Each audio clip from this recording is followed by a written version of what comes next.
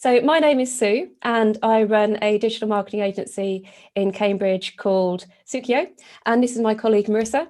And we've been lucky enough to work with Huntingdonshire District Council since September on the Think Local Hunts campaign to try and help local businesses, you know, in a time it's been really difficult, hasn't it, over the last year, really tough. And I mean, we're a small business as well, so we live and breathe it as well. And we've been trying through just as many ways as possible to try and help boost local businesses. And so this workshop, this series of 2 workshops, is all in the same spirit of that. So looking at how we can use social media to promote our businesses, to stay front of mind with customers, and to help us all stay afloat through what's a pretty difficult time in the economy. So let me just share my screen. And so, yeah, so Marissa has been very close to all of this. She's been doing a lot of social media content, getting all of the video content out there as well. And some of you might have spoken to her. She keeps on turning up in Yaxley and Ramsey and everywhere with her camera, diving into shops and taking lovely pictures. So some of you might already know Marissa. So let me just share my screen. There we go. And I'll just tell you a little bit more as well. So this is what we're going to be doing. So we've got a group chat at the beginning. I just want to find out a little bit more about who's joining us today and what your challenges are, that kind of thing. And then we're going to think about how social media can benefit you, just some of the core benefits, some local inspiration. So Marissa has picked out a few little case studies for inspiration. And I think the thing about social media, we can all sit and think, oh, don't Nike do well, don't Starbucks do well, or Adidas or whoever, but they've got budgets that would make your eyes water. And what I'm more interested in is thinking, well, what can you do with what's right under your nose? What can you do in a shoestring? You know, what are those basics that you can get right that don't necessarily need a massive marketing budget or a team of people that you can get, that you can put into practice yourselves. And then we're going to run through the individual, the platforms as well. So yeah, and then if there's any questions, pop them into chat. Marissa's going to be picking up all of those questions as we go. And then there'll also be time at the end of each section just to have a little chat. So, so you can fling anything at us. So first of all, if you could just pop this into chat, just tell us how much you use social media already. And then I can just get a feel for, you know, who's on the call today. And please do keep in mind, this is a very safe space, so there's no stupid questions. Sue's great at answering everything, and we'll try to come up with lots of helpful examples as well, because I know it's, you know, it's easy to talk about something in theory, but you want to see it in practice. So we've got all that coming. So do feel free to pop anything in the chat. Yeah, absolutely. Yeah, we don't want to be talking in marketing jargon that no one's going to understand. You know, it's all about trying to impart lots of practical tips, really. So yeah. What have we got? I like Max, that she does a lot, but she's not sure she's getting it right. That can be really challenging. You sort of want to be everywhere, but what makes the most sense, and are we using it to the best of its abilities? Yeah, I think it can sometimes feel overwhelming as well, can't it? There just seems to be, I don't know if people in these tech companies have had too much time in their hands over the last year, but lately there just seem to be more and more features coming in and different platforms springing up, you know, so it can feel a bit overwhelming at times. And one of the messages we want to get across today is that it can be better to just pick 1 or 2 platforms and really focus on them and do them well, rather than trying to be everywhere, being on everything, which can take some of the pressure off as well. So what else have we got? What's everyone saying, Marissa? So we've got so Michael Bell, so they're a new business in St. Neots, getting a lot of our marketing coming from Facebook at the moment. We'd like to use this to the best of our ability. I saw Facebook again is being used. Holly Schotter, only Facebook. A lot of Facebook, Instagram, LinkedIn. Not getting the best of it. That's Claire. Facebook and Instagram. That's Sean. Just a little Facebook to advertise. So that's Danielle Rutter. Yeah, Facebook advertising is very effective, isn't it? Very good. I think the other challenge, let's move on to challenges then. That's really good. Yeah, thank you everybody. It's just given us a bit of an overview. So the next question is, what are your challenges then? So what do you find a bit of a challenge when it comes to social media? I can talk about Claire, because Claire Price put some, so she uses it a lot personally, but just for browsing, and she's using it for work, but a bit confused on posting to a wide market. So I think that's, and being professional, I think that's an interesting challenge, isn't it? The sort of, where does it sit? What's my tone? How am I conveying myself or my products to the wide audience that would be seeing it potentially? And I think now as well that social media is so much more established and kind of woven into things as well. It can be quite hard to pinpoint what exactly is right for you and your business. Whereas in the earlier days of social media, it was a lot more simple because there just wasn't much out there. I mean, Facebook nowadays can be a bit overwhelming when you look at it because there's just so much going on.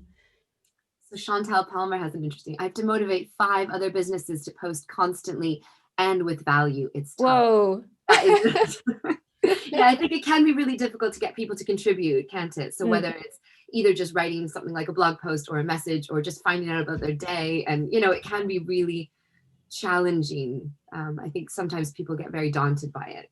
It just becomes another task to do, doesn't it?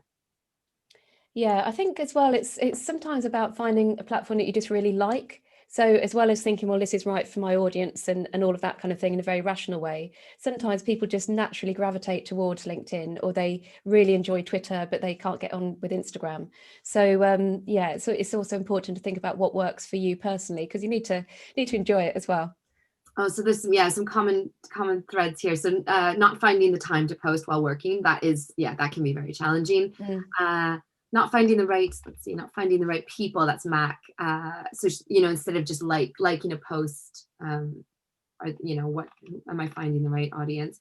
Cheryl, not wanting to come across pushy or annoying my friends. Yeah, that can sometimes be, if we're thinking it. I mean, the thing about social media is people aren't seeing the same things every time, but yes, I can understand that. What we can do as well is we can save all these messages from chat, and then I'm going to send around a little email afterwards, and we can include some links to helpful posts and articles that help with some of these challenges as well. Confused about layout, sort of what pictures catch your eye. Well, just knowing that pictures catch your eye is half the battle, so that's a good start. But yes, it can be a bit tricky. We can give you some nice point you in the right direction to get some free images, or using what you have at your disposal is often a good one. What jargon do I use to not sound old? You might want to help me with that one, actually. Yeah, I've got 2 teenagers who just continually, point these things out to me. Yeah, so a nice spread of challenges for sure, but so what we'll do is we'll make a note of all of these, and the next session as well is about being more strategic. So today is kind of covering the basics, so looking at the different platforms and what works best, what kind of content works best, and then next time we'll think a little bit more about what to post and when, and some tools to help you save time, and to just generally help you be a bit more strategic. So we'll definitely bear this in mind. I like and how to use hashtags. Hashtags is good. That is the challenge. That is always a good question, isn't it? Okay, thank you so much for that. So let's just run through some of the benefits, a bit of a recap. So the first, so I've got 3 to talk through, is about making a noise. And particularly, I mean, for our business over the last year, being on social media has really helped us stay visible. So we haven't been able to do all our usual networking. We haven't been dashing around a place, going to meetings and all of that proper face-to-face stuff. But we have been consistently posting on LinkedIn and Twitter and all the other channels. And it is so useful for you to be constantly saying, hi, we're here. And if you've got particular products and services to promote, then social media is such an opportunity to do this. And particularly if you've had to adapt. So maybe you're in your food outlet and you've started to do takeaway meal kits or something like that. You've had to change because of the restrictions. Social media is brilliant because it means that this is how gives you a means of telling people. And of course, if they like it, it helps people share it as well. So it's really good at helping you get your brand, your business out there. And then, of course, once your name is out there, then it helps you stay front of mind with customers as well. So you're not always going to be on the hard sell. You know, sometimes you're just talking to people, you're chatting to people, you know, you're kind of exchanging pleasantries. You're generally making that noise and encouraging that bond with customers. So you might be talking about issues, you know, stuff about the weather, or isn't it lovely that spring's coming? All of that kind of more human interaction, that connection that you can make through social media. So it's not a case that people only ever interact with you when they walk through the door. So that's really nice. And it means that you're staying front of mind, so that when people are in a buying mood, then they're going to think of you. And then the other thing is about joining forces. And this is such an opportunity in small local communities, because as well as posting about yourself and what you're up to, it's so nice, say on market day, for one particular shop or stall holder to be posting to say what else is going on in town. And so you get this kind of collective clout with everybody sharing each other's content and telling each other, you know, come and see this, this is on. And I think it's so powerful nowadays when we're thinking very locally. I mean, I don't know if anybody heard about that new Amazon shop where you can just walk in, there's no humans, there's cameras on you the whole time and they see what you've bought, and then you can walk out the shop without even paying. And that, to me, I don't know if that is the future. I'm pretty depressed about it. And this is where smaller local businesses, like all of you here today and mine as well, this is where we've got the advantage, because we're able to offer that kind of human connection that in some quarters is now seeming to, you know, people want it to vanish. So to make those human connections, to join forces with other businesses, to share each other's content, I think is just really powerful. So in summary, some of the benefits of social media: it helps you make a noise about your products, you can strengthen bonds with your customers, and then joining forces with other businesses helps you all promote each other, which has the wider benefit in your community. So some local inspiration. Now, I asked Marissa, because she's been so close to it with all the regular postings since September, to pick out 3 businesses who are using social media well. And like I was saying at the beginning, yeah, it's all very well, we could talk about the global corporations with the mega budgets, but I'm more interested to see what people do without much budget and in a very kind of, you know, with a local focus. So Marissa, just give me your thoughts on, BOHEMIA. These are the first ones we looked at. So BOHEMIA they're really great, and I think they're very effective in a number of ways. And you can see, the thing is, they try a lot of things. They're very visual, which is really helpful, because it does sort of, just for anyone who wouldn't know, they are a cafe in St. Neots, but they also have a coffee roastery, and they have the Horse Box, which is a sort of sandwich cafe takeaway stand at the market as well. So they're sort of multi-pronged, and they're kind of everywhere in St. Neots, and they have a nice, great shop front. They have great, you know, really nice visual products. So it works well for Instagram, for Facebook. But you can see they build a community. You could see them fostering that. They talk about, or they repost when people talk about getting their drinks or their coffee takeaway or their food. You can see them they're very effective at showcasing new menus, for example, or the coffee roastery, where the origins of where their coffee beans come from. So it's not necessarily from the shop, but they're showing the growers. You're very invested, I think, in the company, and it is brilliant. Yeah, so they're mostly on Facebook and Instagram, not updating Twitter so much nowadays. And then the other thing that they do as well, I know this is a social media session today, but a really easy win is Google Business. So your Google Business page, if people look you up, it's going to take up half the screen on Google, and a lot of people don't update it at all. And so if you don't add any pictures, then Google will just use Street View to take a picture of the road outside, whatever. But it's super easy to add a few pictures, add a few, maybe you write a blog, add some blog posts on it, and that gets you on Google Maps, and it's a really easy win. I know I said I was going to avoid marketing jargon and stuff, but it kind of is low-hanging fruit. Sorry. Well, because you have control over it too, don't you? You can control that imagery, that sort of the content that people would be seeing if they do look you up. Because I remember just I don't want to start on a negative, but I needed to get a picture framed. And I was thinking, what is that place that I used to go to years ago to get a picture framed? And I looked the place up, and then up on Google Business, the top review that came up was saying, oh, I hate going in here. The bloke's really grumpy. And I thought, yeah, actually, he was really grumpy. Yeah, I'm not going to go there. I'm going to go somewhere else. And it's silly, isn't it? How much we invest in other people's opinions, but a simple look at his Google business page, he could have perhaps encouraged more people to leave positive reviews. He could have added more pictures, all these things. Anyway, I'm sidetracking. And they also have Google Ads as well, which is a really effective thing to do if you've got a bit of budget. So we pulled out a couple of images. So they're being very helpful here, very informative, very educational. So, okay, they're telling you about Valentine's Day dinner, they're sharing the menu. And what I love to see is people using what's around them and making something out of it. So you might think, okay, well, we've printed off the menus now, that's done. But are you thinking, well, actually, we could take a lovely picture of this menu and put it on social media? There's a cake shop in Cambridge who used to just write it there on their chalkboard each day what was on the menu, and then they'd stick it on the street outside, as you do, take a picture, put it on Twitter. Lovely. So now you know what the specials are of the day. And it's about seeing what's right under your nose that you can do something with.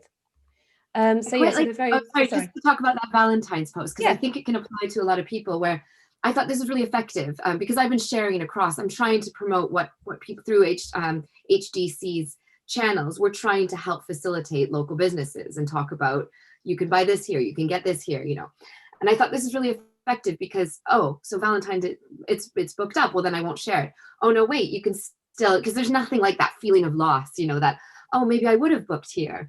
But it tells you, no, don't worry, but you can still get this and this and this. And I think that applies to a lot of people. Whatever product you might have, something could be selling out, or there's only one left. And, instead of saying like, oh, there's only one left, it just gives you this opportunity of, it shows that people are buying something. So that gives credibility, and it shows you, oh, but don't worry, if you miss this, you could also get this. So I think it's just a nice way to frame it. And you have a great visual here as well. So it sort of informs a bit more of what you're missing out on. Yeah, no, it's really good, really powerful. And then the other thing that's really powerful is human stories as well. So any time that you can share something to do with the team, to do with the founder, the faces behind the business, that is really, really good. It's really effective. People buy from people. So the more you can show the humans that are involved in the business, the better. And this is where you do have the advantage and the distinction from the high street chains, from the global businesses. Your real people who people will meet when they want to buy your products and services. So that's really nice. Anytime you can just speak to camera, go for it. Don't be shy. I mean, people don't expect Oscar quality content as well. I think it's more about being authentic, and if the quality isn't super polished, in a way that's less important than it being a good story and people getting to meet the people behind the business. They have some beautiful photos as well.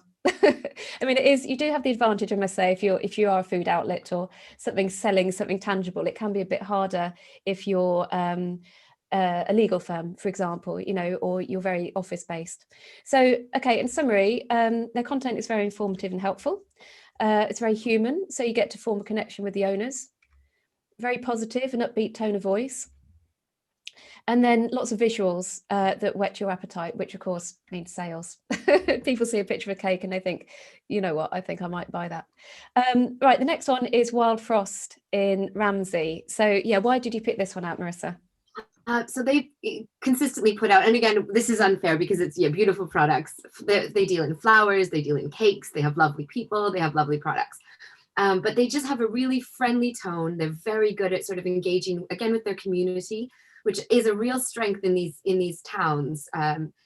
People are very loyal. And I think just conveying the fact that you make a difference to my business is very compelling. And they do have, now they have, there's a professional photographer who does take occasional photos of their work, and it's beautiful. So if I do think every now and then it's worth making an investment in some professional photography, or if nothing else, put your products in the light, make sure you're not backlit. There's certain ways to get around it. You definitely don't need to, but if you are going to make an investment, having a few professionally taken photographs that you can then use for longevity, that can be really useful. What else would I say about them? They do show the nice scope of their business as well. And they have a lot of opportunities to, for example, marry a takeaway box of food with flowers. For example, Mother's Day, that was a really nice example. But they sort of find interesting ways to merge their products together, which again takes the effort out. Why would I go to 3 different places when it's a one-stop shop and I'm supporting great people? So I find that it's a nice example. I think just to pick up from you on the photography element, I think that can be a really positive thing to do right now as well, because we are in this 3rd lockdown and it is a bit depressing. I mean, there is, lots of light at the end of the tunnel and we're going to start reopening really soon. So it's all wonderful. So a really positive thing to do right now, if you do have a bit of free time, would be to set up a bit of a photo session for yourself. Just take a day and line up some products, get a really nice spot somewhere, maybe go to someone else's building if that would be easier, and get some decent lighting and just do something so you've got these assets to share, so when things do open up, then brilliant, you've got it all done. So it can be a really nice kind of satisfying thing to do. Like Marissa was saying, got lovely pictures of the products.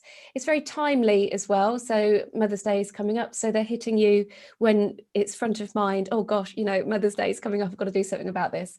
They're using it for competition, generally nice, warm, friendly, positive tone of voice, which is really nice.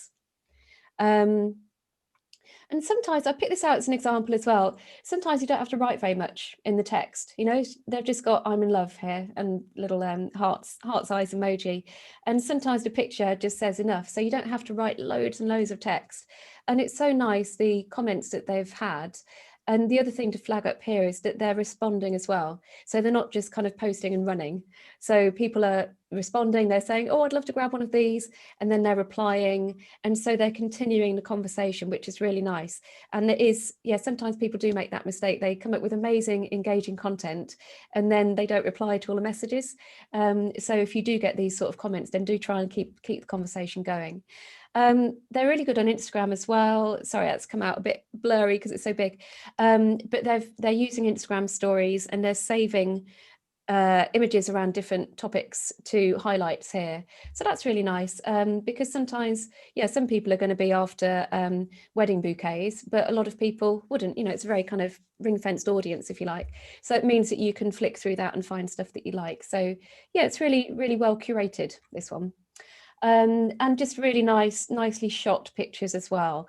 And like Marissa was saying, I mean, it can just take a few more seconds just to think, okay, I'm just going to clear a bit of clutter out the way here. I'll just angle the camera like this. I'll just, just taking a few more seconds with the pictures that you're taking can really pay dividends, really. So just clearing a bit of stuff out the way, going towards the light so you're not in shadow, all of those little things means that you can come up with a nice picture like this. Although someone's after the shoes. They're not looking at the flowers. They are nice shoes. So in summary, it's very positive, very upbeat, very responsive. I mean, who wants to be on social media around people that are moaning all the time? Beautiful images, so it shows you what's on offer. It's a really nice way of promoting the product. Instagram stories. Now these are always going to be at the top of your feed on Instagram. So it's a really good way of just being front of mind because the content is right at the top.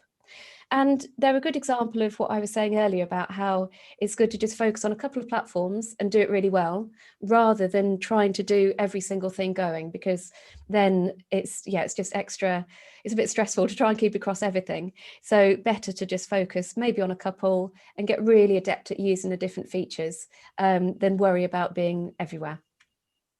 And then the last one in our little set of case studies, HONEYB. So why did you pick these out, Marissa? I think HONEYB, they're great. So it's a family business. It's a mother and daughter duo. And I think it's great because you can see they're really positive. They're very good at jumping on trends, which obviously can be a bit daunting, but I think it's really fun because they explore, for example, when Instagram let the new, because TikTok is obviously its own platform, but Instagram incorporated Reels, which is a bit more snappy, quick content.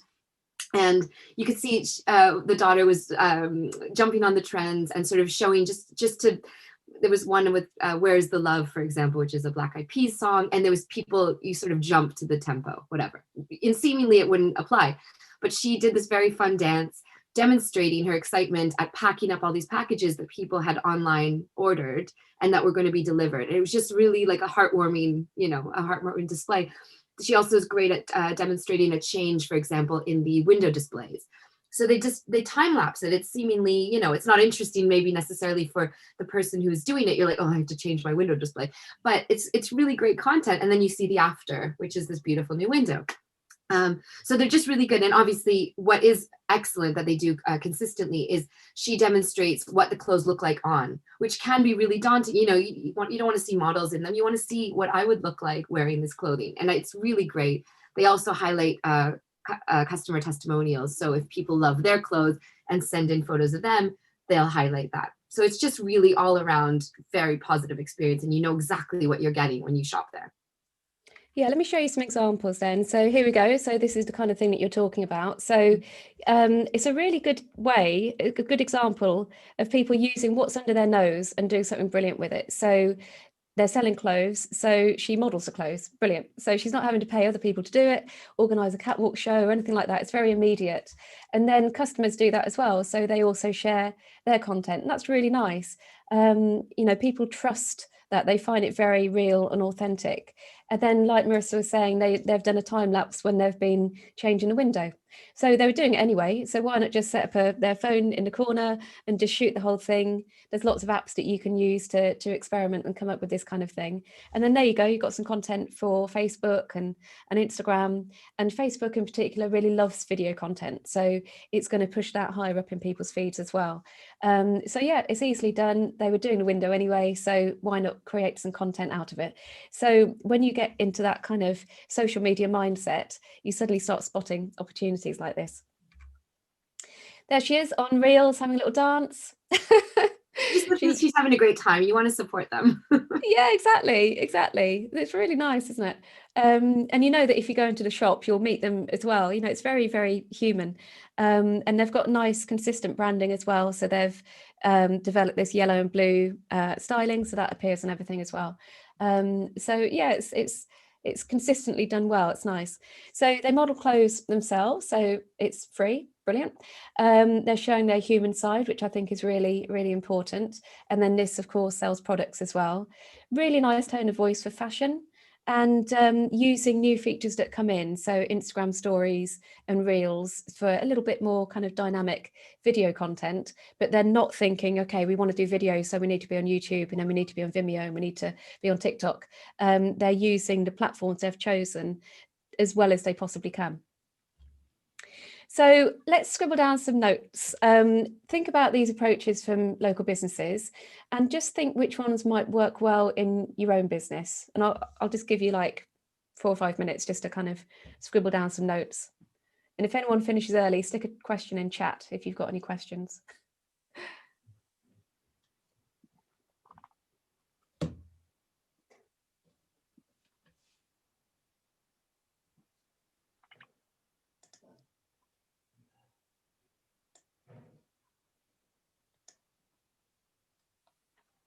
Just going to refill my water. Yeah.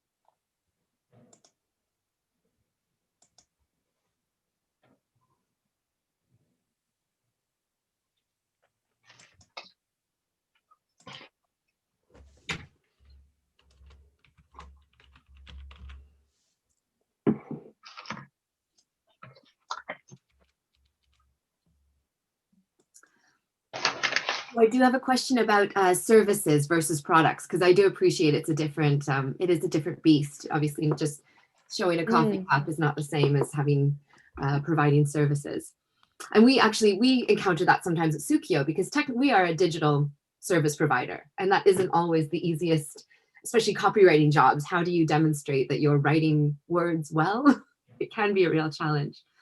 There's obviously interesting ways to sort of do this, which we can maybe jump on in a bit. Sue, what do you think?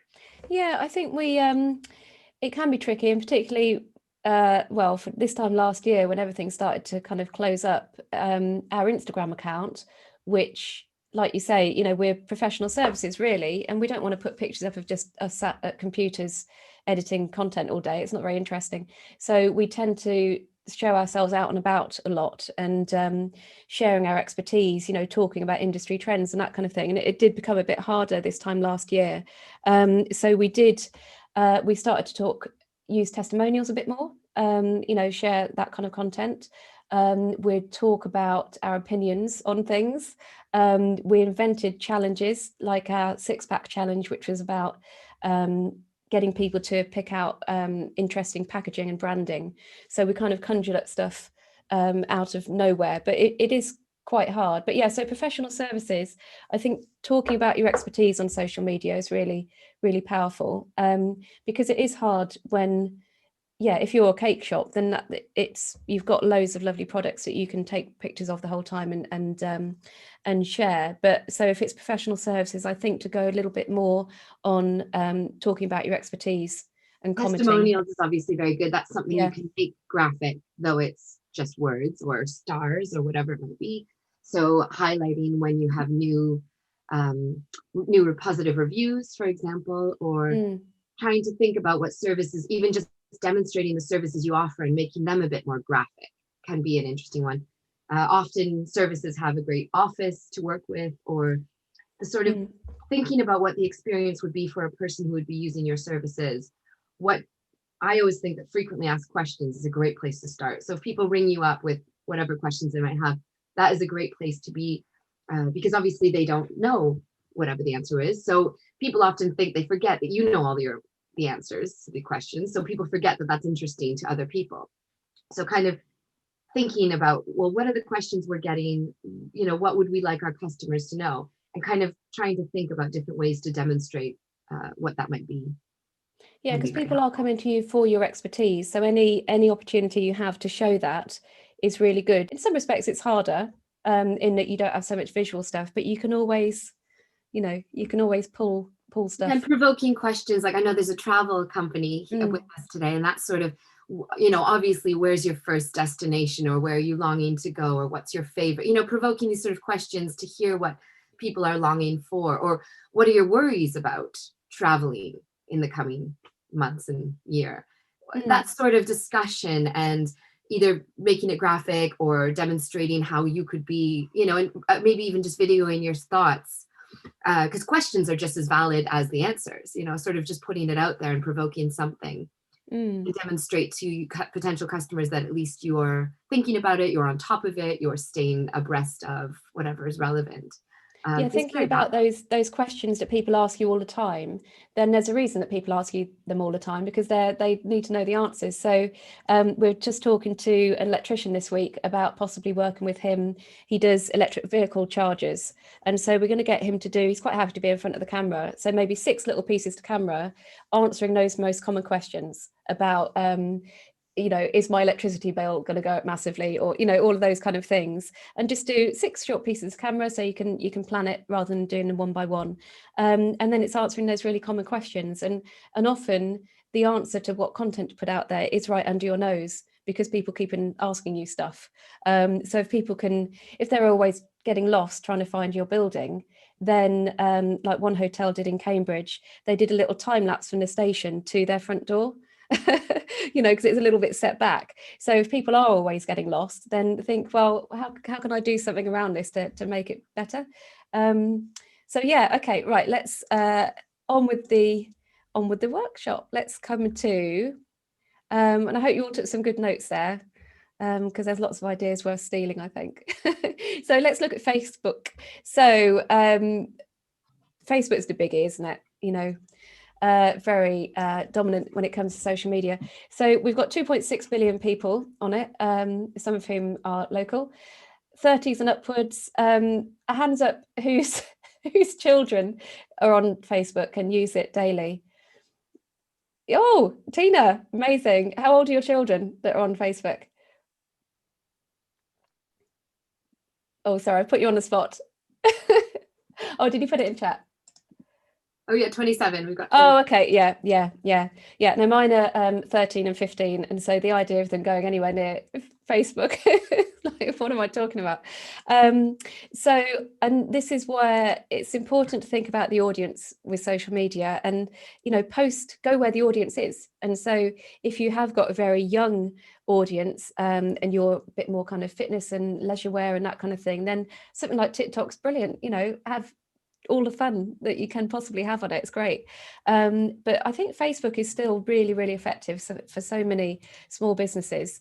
And it's content like anything community-based, family, fun, food, community, charity, all of this kind of thing. And people love human stories and any kind of helpful, useful content that relates to everyday lives. So say if you are professional services, say you're a legal firm, then on LinkedIn, you might do one type of content talking about the sort of services that you're offering and that kind of thing. And then on Facebook, if you have a team away day or a charity fundraising event, then you might put it there. So you kind of tailor the content a little bit to suit. So some of the things that work, eye-catching visuals, definitely. So the people behind, you picked this one out, didn't you, Marissa? Yeah, patches do great. Yeah, and it's really nice. It's wonderful, yeah. And that's a lovely family business. And so everyone's responding really nicely to that one. Someone else has done a similar project at home. This is the kind of organised state I aspire to. I think she mentioned how long it had taken her to organize. So it's sort of not just the patina of pristine and beautiful. It's sort of like I just worked for 17 hours, you know, whatever it was, 6 hours to make this wall. So it's, you know, it shows the authentic as well. Yeah, it's really nice, really lovely. And she's got lots of comments as well on that. So that's really nice to see. Groups. Now, this is kind of one of the things that is just a quiet success story really. Groups on Facebook, you find that the posts on them, they come to the top of your feed. So, I mean, I'm in a couple of local groups, like one for my gym, my very, very local area, you know, the streets around me. And it's a really brilliant opportunity. If you're part of these, you'll find all the time there's people saying, oh, do you know a haberdashery shop? Or do you know anyone that delivers vegan food? Or, you know, these kind of small niche inquiries, or people are always looking for trades as well. And so this could be an opportunity for you here. If you don't use Facebook very much, then it might still be worth joining groups, because there's people out there looking for products and services and they want to buy local. So just a little search on St Ives, for example, just brought up all of these. So it's definitely worth doing if your business kind of fits. The other thing as well is advertising. So hopefully some of you are here today because we put an ad on Facebook and you saw it. So it is very effective.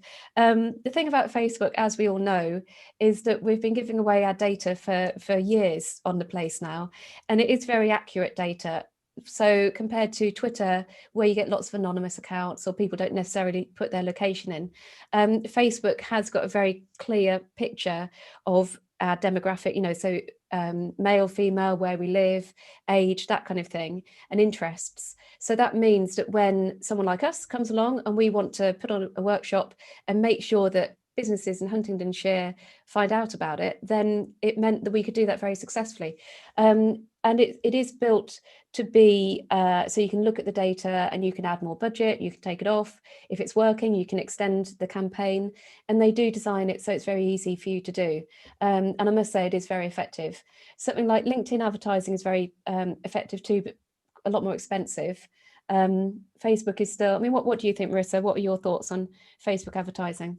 Yeah, I mean, the great thing about Facebook advertising is you can really pinpoint and narrow, you know, just within Huntingdon, just within, or triangulation of that area.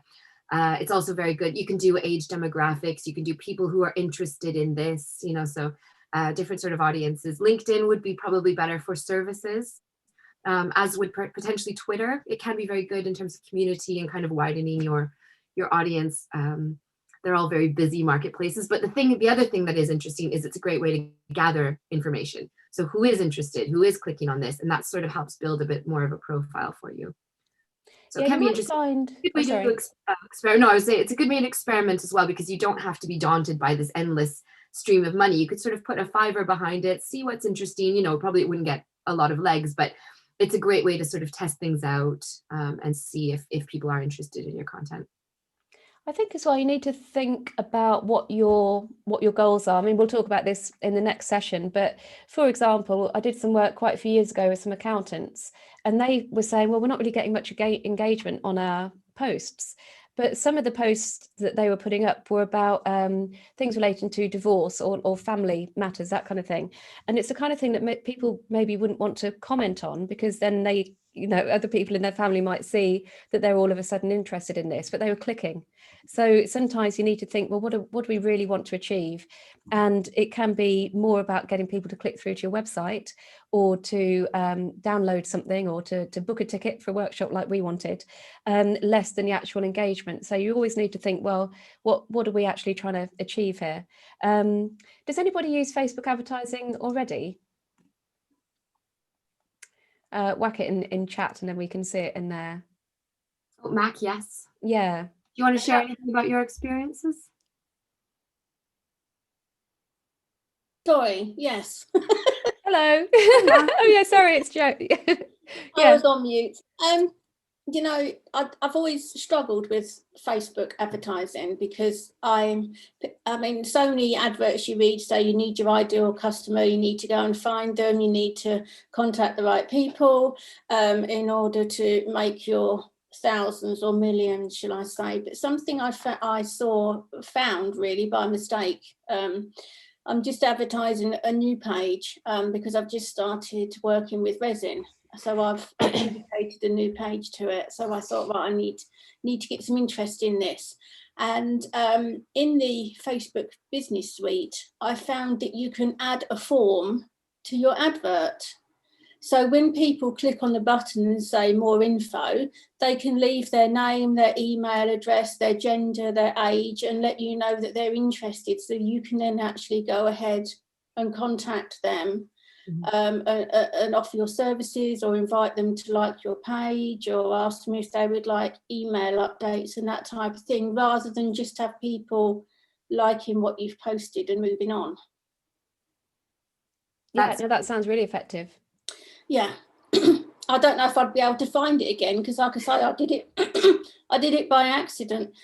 Excuse me. It's really hard at the moment with Facebook, because you do have to pay for anything that you want people to see. When people like your page, quite often Facebook will automatically put them on highlights of what you're posting, rather than seeing everything that you post. And I think that's a little bit unfair of Facebook, actually, because you're stopping probably the majority of people seeing what's new on your page. You know, that they're doing it because they've already done the settings for them. And I think that's wrong. I do think that's wrong. Can I ask what your business is, Mac? I'm actually Jo. I don't know how to change my name on here. Hi, Jo. I'm using a Mac. I'm in St. Neots, and I opened my shop probably about 18 months ago, just before the first lockdown. And originally we were Rainbow Arts and Crafts. We've changed our name recently, and we're now Rainbow Bakes and Crafts. And we're on New Street in St. Neots. But to be quite honest, this has been the hardest 18 months of my life. It really has. I mean, we've got an e-commerce website. I'm on Facebook and everything. And last year, we opened in August, and we were in lockdown in November. Yeah. And then we opened in December, and we've been in lockdown ever since. You know, so it's really hard. We were just starting to get people to come into the shop and, you know, come back as returning customers and that type of thing. And then all of a sudden you're closed for 3 months, you know, and not everybody goes online to shop. But I think when money's tight, a lot of people tend to go online to shop, but they will go to the big companies where they get the free delivery, where they get the next day delivery, where they can buy in bulk at a cheap price and that type of thing. So it's really hard to be a local business and have people pay what you need to charge in order to keep a roof over your head. Yeah, I think that's where, well, Huntingdon District Council has been trying to, I mean, they've done a really nice initiative to sort of help people facilitate showcasing what these local businesses are up to. And because there's obviously, you know, there is something to knowing the quality of a local bit, you know, that sort of, and the it's just a different offer, isn't it? You don't want to just go and buy any old anything in the shop that wasn't made with love and care, especially for something like bakes and crafts and that sort of thing.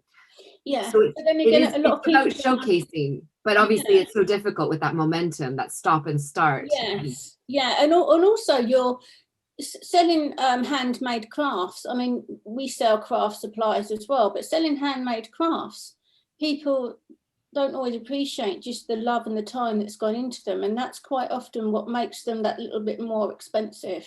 You know, if they sometimes want to pay Tesco's prices, even though you've spent 3 hours making it by hand and put that love into it, you know, and that's a hard one to beat as well, you know. But that is a great thing to demonstrate online. It's sort of, that is something where you can take control and showcase how much care has gone into your products. Yeah, I mean, I have other local crafters that rent shelves from me in my shop, and I sell their products for them, which is good, because again, if they can't afford their own shop or they can't afford their own website, then people can come into my shop and have a look at their products, and I think that helps me with the rent. And also means that people can actually come in and see what they make as well, and it builds a community as well, so that is helpful. Yeah, it does. I mean, working with resin, it's a lot easier to do videos and that than it is with just arts and craft supplies. And I'm not a good video person because I personally don't like the sound of my voice. And when I listen to myself talking, I cringe. I think, oh, how can people listen to that? But it's easier to talk on a video if you're videoing what you're doing with your hands rather than looking at yourself. I think if you look at yourself and you try and talk, my partner says to me, I sound very serious. So what I do now is I take my phone and my little tripod into my shed, which is where I do my resin, and then I talk while I work so that it sounds more natural and more relaxed rather than somebody, you know, sounding really serious. So this is all really new to me. You know, I'm a new business person. I'm new to advertising, and a lot of these adverts you see, you know, they're for big companies that have got big products to sell, and I'm just a little company, and I just you sound like a really good contender for local groups as well, because just posting what you do, and that, because people do want, you know, they are looking for local interesting. Yeah, and it's true, Facebook you'll get far more views on a video than you will on a picture. I'll just one more thing. I'll just say Chantal Palmer has put in a really helpful tip with have you thought about interviewing local crafters and posting that so the focus isn't on you? So that's a nice. That's a lovely idea. No, that's true. Yes. Reading this now. And also what Charlotte says about showcasing your love for products, like doing time lapses and that kind of thing. Because I think that now is, you know, we're talking about at the beginning about social media and the opportunity to make a noise. So I think people at the moment, they want to be buying, they want to be spending, but of course we can't be out and about like we, you know, would normally. So I think to still make a noise now means that when everything is open again, everyone's out and about, then they will be coming back to you. But I know it's really tough though, isn't it? You know, so it's about kind of holding your nerve, still making a noise, still getting some content out there. And I love those two ideas, really good. Anybody else just thinking about Facebook? Anyone using, video content is another thing as well that we think is really powerful on Facebook. And I picked out Gigs and Company here because I think they might be one of the people here today, or at least they signed up anyway. And so they go to homes that are that they're selling through their estate agents, and then they just do a nice video outside. So really lovely. And then you get to meet the people, the actual estate agents themselves, which is really nice. this woman, George's Arty Parties. So she does some video content as well. And yeah, Facebook loves video. It really likes video content. So if you can get into the habit of trying to do something, and like Chantal was saying, if you feel a bit shy about going on camera, then there could be other things that you could do, like interview people or take stop motion images of your products, that kind of thing. There's always little things that you can do that are right under your nose. So yeah. So Can I just say something else? Yeah. You got me talking now. I did a video. I made a little tea. I've only been working with resin this current lockdown, and I made a tea light holder, and I just put in a battery tea light, and I just took video of it catching the light, and that got more interaction than anything. And I didn't say anything. I just literally just showed the tea light as it was catching the light of the candle, and it's amazing how much attention it attracted. Yeah, I know, it's quite incredible. So on that note, let's pause for thought and just think, whether it's video content or anything else, but what have you got in your business that's right under your nose that you could turn into content for Facebook? And think about people, products, places. I'm going to give you an example of a guy we nearly worked with, and I really wish that we did, because he owns a vineyard in New Zealand. And so I was talking to him and saying, well, what kind of social media platforms are you going to go on? And he's saying, oh, I don't know if I've got any content for social media. And I said, well, tell me about this vineyard then. And he said, oh, it's the most beautiful place on God's earth. And I said, well, there might be a few opportunities here.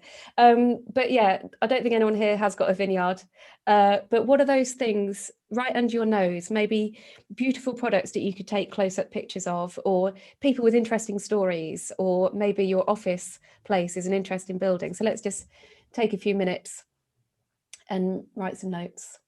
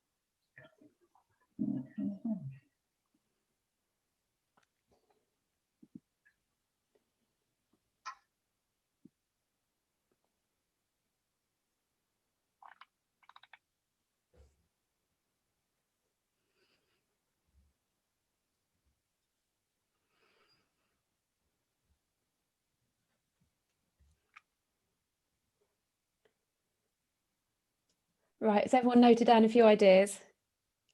Lovely, lovely. And what I'll do at the end of this, via Eventbrite, actually, I'll send around a little wrap-up email, and I'll stick all of these questions in it again as well.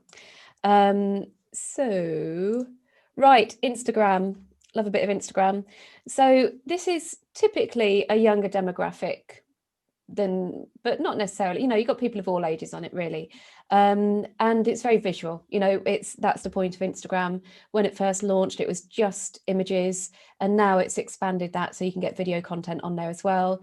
Galleries, stories, this is disposable content, so it disappears after 24 hours, which, to be honest, I had a hard time getting my head around in the earlier days of this. So I tend to use that slightly more kind of throwaway content, if you like, whereas on the main grid, where the pictures stay up for forever, then I tend to put things that I really want to last, but different people use it differently. And then Reels, like Marissa was saying earlier, is relatively new, and it's a bit of a competitor to TikTok, really. So it's short form video content, and you can have a bit of fun with it, you know. And it's a really good place to be creative and express yourself. And people buy stuff from Instagram like crazy. I always think in terms of social media platforms, it's the shortest distance to your wallet than any other platform out there. So if you are a retailer, then it is very powerful. It's a really good way of selling products. And actually, Marissa, can you just say to us the sort of things that you've done with the Think Local Hunts campaign on Instagram? Because that's been quite powerful, hasn't it? Yeah, so I think what we're trying to do is, so we come up with our own original content. So whether it's, different shots that we've taken or that sort of thing, but we're also trying to share what businesses in Huntington Shire are posting. So that way people can go, because again, it uses HDC's credibility as a local authority. And then it points you in directions of, oh yes, I am looking for this and this, and so sort of highlighting again the community, the business community within this, highlighting that sort of thing. The other thing we've been doing lately is guides, and I was going to say this is really helpful for services, for anyone really, because it's a brand new feature. It was brought in actually to address mental health at the beginning of lockdowns. So I think it was brought in for example, yoga or mental health meditations, that sort of thing. So for example, if you're a yoga studio and you have certain top relaxation positions, and you could do a post about one and use that in your guide, and then showcase your top 10, for example, and you can do up to 30. Same thing, for example, if you wanted to do top best-selling crafts at Christmas, that could be a great one. So you put all of these posts that you've posted in one catalog essentially, and it's just helping curate content for people. It's helping them, just like highlights. Oh, I can go here for my bridal bouquets, great, and I'll just go through because that applies to what I am looking for. So it's just helping use Instagram in a way that it wasn't previously designed for, but now it's essentially a micro blog. So you can point people to relevant posts, but you can also write a little blurb about why you're showcasing it. So that's a really helpful tool as well. And we have used that at HDC for showcasing the market towns. So a sort of snapshot, and that's more designed for drawing people maybe from Cambridge, maybe from Peterborough, to come to these towns later when they're able to travel again, and just sort of take the edge off. Oh, okay, if I go to St. Ives, what does that look like? What does that feel like? What could my day out entail?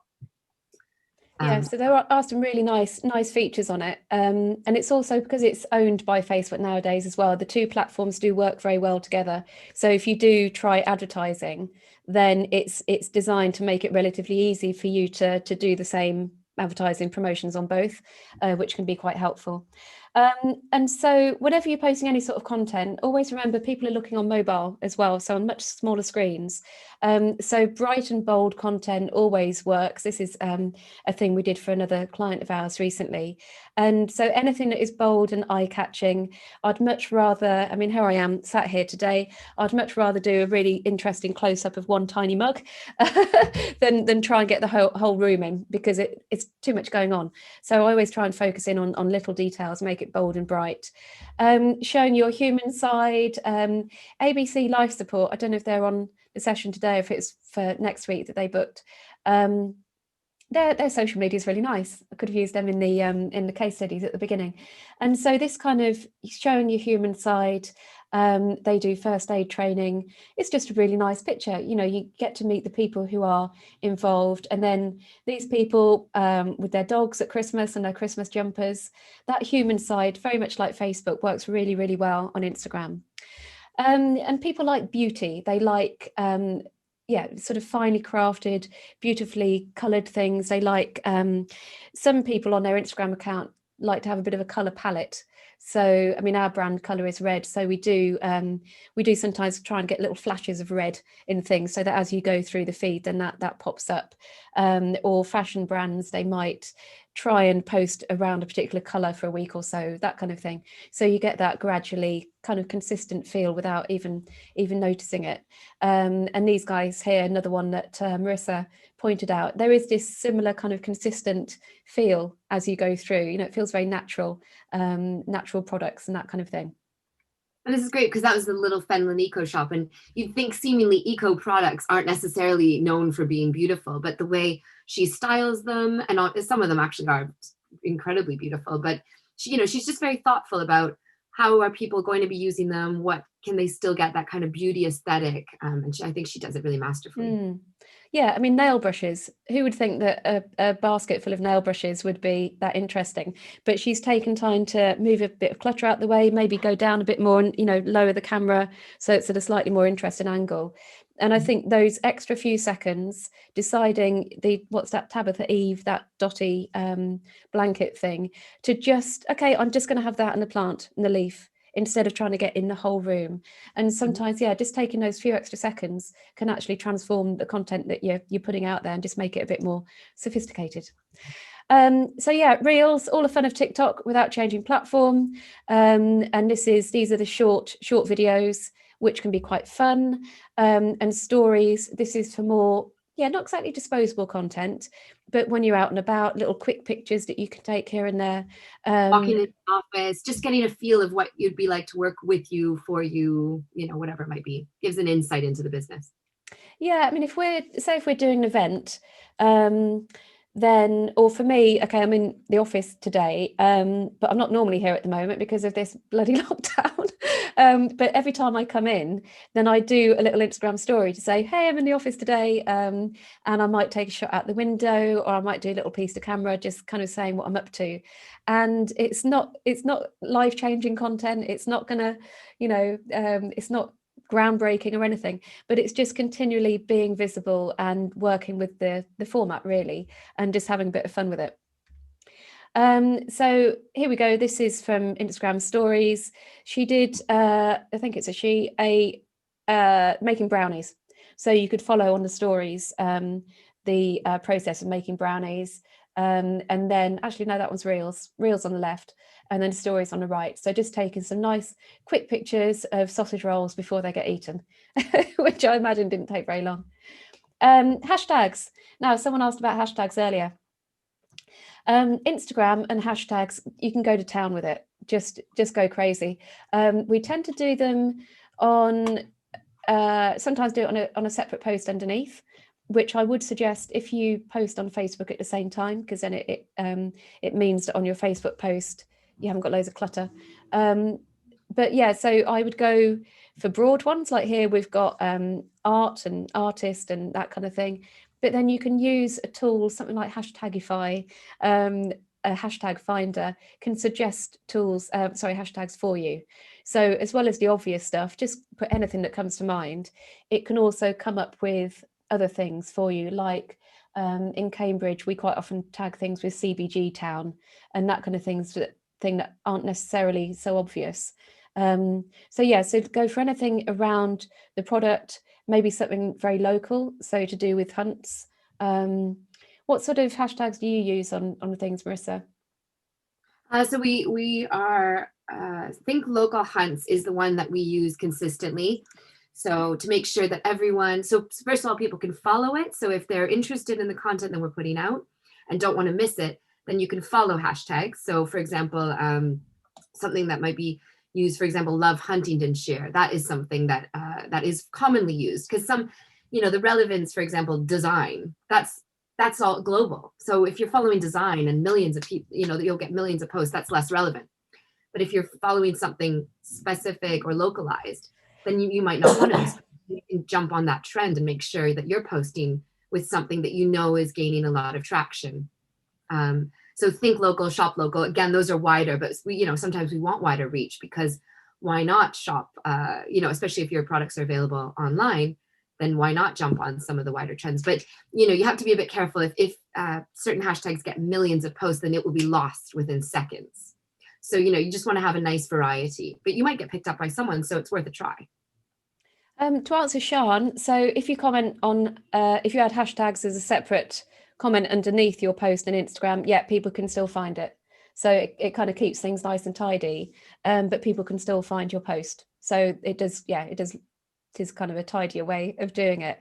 But yeah, it's interesting. Some people are asking a bit more about the background to it. So when Instagram first came out, it was just images. You could write a bit of text with it, but it was just images and mobile only. So it wasn't even on desktop back then. And there was this kind of feeling of not adjustment, but people had got their heads around Twitter and the idea that it was about brilliant writing because you had to do it within 140 characters. And then Instagram came out and people were thinking, oh, what's this? And oh, okay, now it makes sense.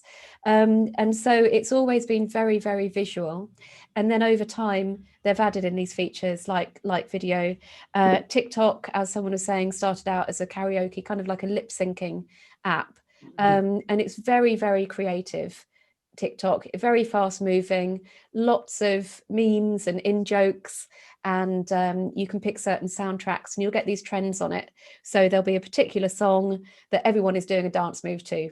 So there's loads of room for creativity there. And then Instagram very quickly got Reels out, which is effectively trying to copy the same thing. But the nice thing is that it's within a platform that you might already be familiar with. So it's basically short videos.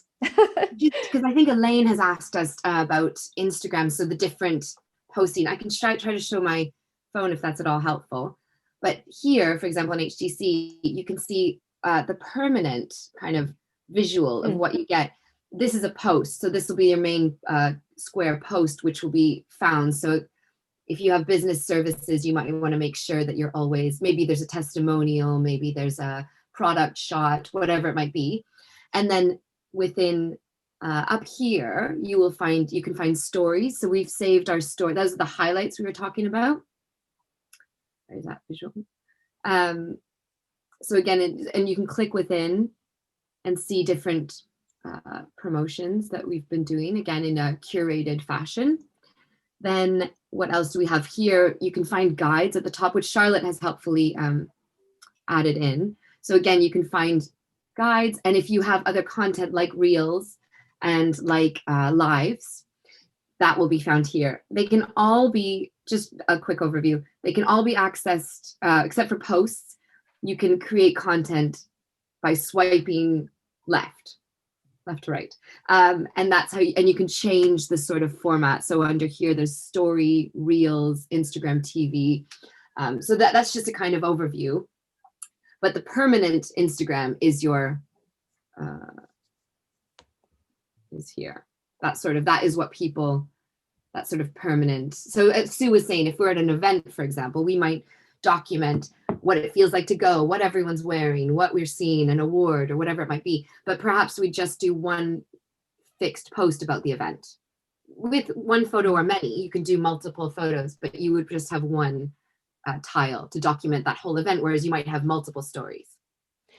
Joe is wondering, do we need a business Instagram account or can we be successful with a personal one? And I would say for a shop, I think it'd be worth getting a business account because then it will give you stats as well, a bit more data behind it.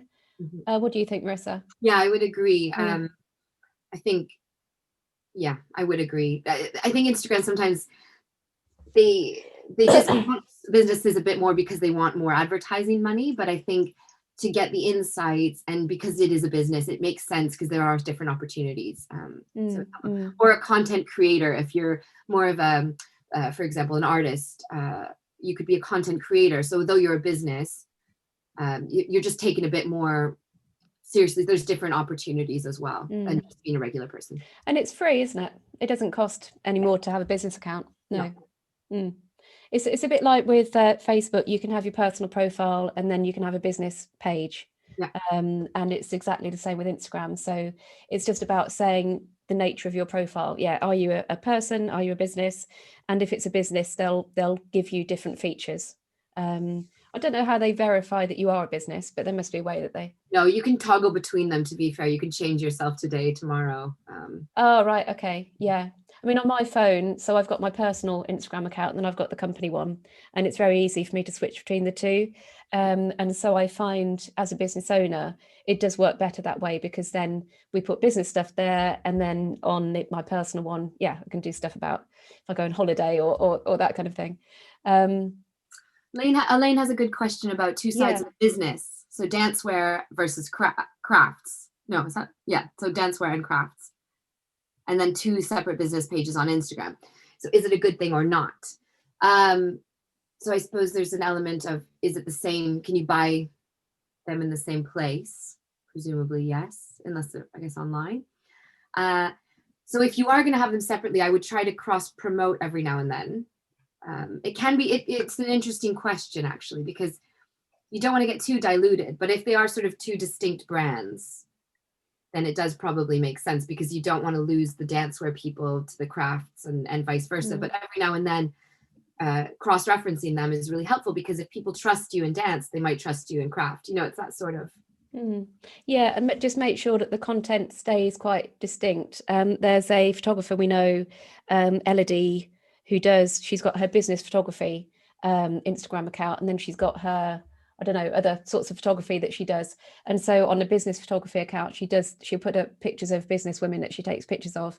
And then the other one will be, I can't remember what else she does, but nature or buildings or whatever. And so she does try and keep the content distinct. Otherwise people kind of think, oh, hang on, what am I following? I don't get this.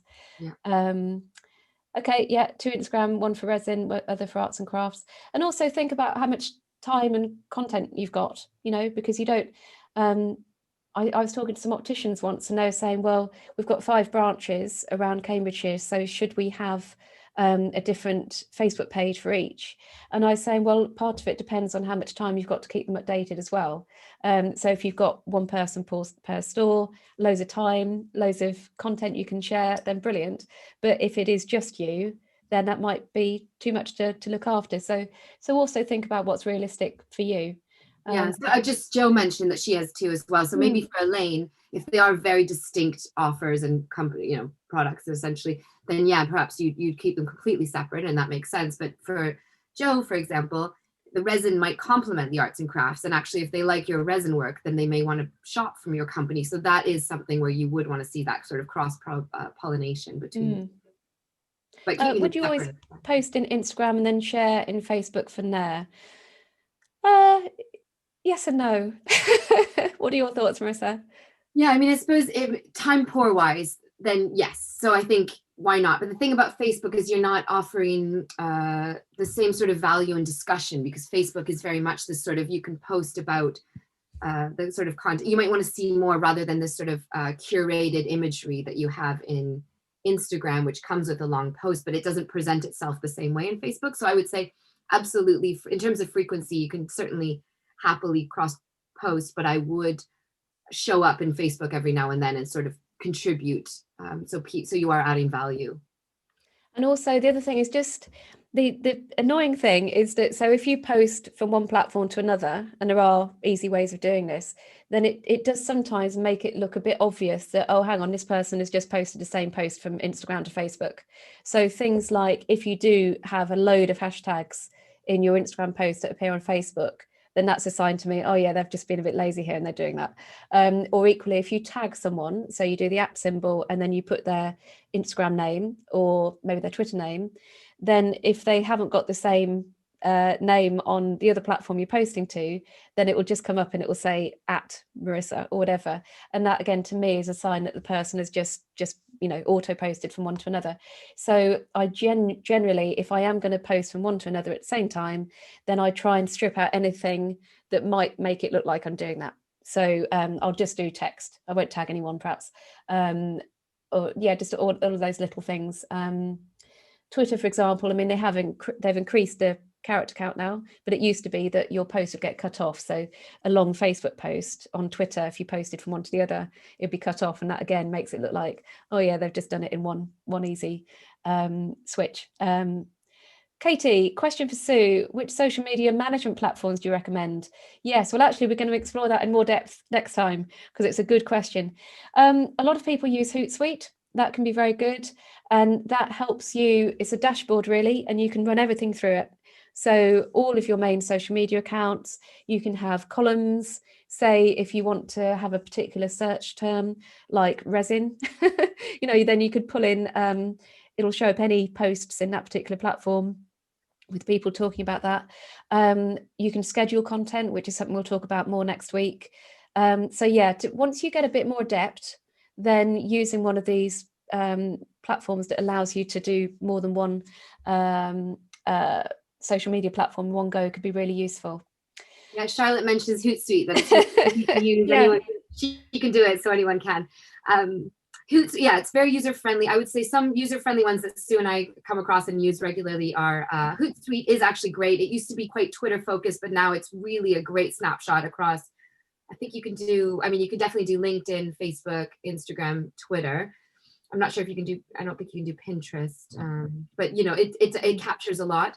Buffer is another good one. And all of these have free versions that you can trial. So Buffer, Hootsuite, Later is another great one. Iconosquare is not free. That's more focused on Instagram and Facebook. Social Sprout is another one. I think they have a free version. But the three I mentioned, Buffer, Later, and Hootsuite are probably the easiest that do the most, and you can kind of see what works for you. But there are obviously the paid versions are better for Katie, probably for you, who'd be using it very professionally for a number of things. You'd probably want a paid version, and it offers you better analytics and different options for saving and drafting and that sort of thing. The paid versions are not even that expensive. So it can be like about £8 a month, I think. The next version of Hootsuite is, and the same with Buffer. I know Iconosquare for Instagram is quite expensive. Please do the different ones again. Sorry, just one second. Yeah. So Hootsuite is a great place to start. Buffer, Buffer, as you expect. And what did I say? Later Media is the company. So Later started again for Instagram. Buffer, I'm not sure which one it started for, but they now do everything quite well. So before Hootsuite did Twitter well, and then everything else kind of shabbily. Later used to do Instagram well and everything else shabbily. Now they've sort of found their feet with multiple platforms. They all have their shortcomings, so different things like Sue mentioned about if you do an @ symbol, it won't carry through to all of the different platforms. But if you have a little play around and see what matters to you, ease of use, Buffer is very straightforward. You literally just plumb it in. Hootsuite is better at seeing a snapshot, as Sue said, of different different hashtags and whatnot. You can track a lot. Later is a bit more visual focused. So if you have a little look, you should be able to have a nice snapshot with the free versions. And then next week we'll focus on this a lot more, and we've got loads of ideas on saving time, which is so important to everybody. And also in the wrap-up email after this, we'll make a note of those as well in case anyone missed them. Joe said something about algorithms, and I know you've mentioned it before, so I don't think we should. Do you want to talk about that here, Sue, or? What was the question?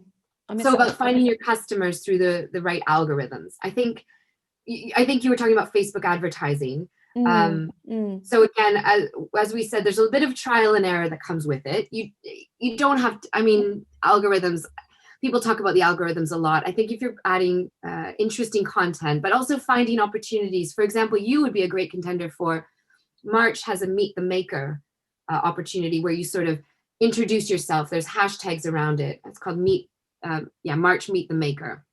If you sort of look that up, especially on Instagram, that can be a really great, because what makers, especially people who are solo, they're either freelancers or individual artists or people that don't have the same community that working in a business offers.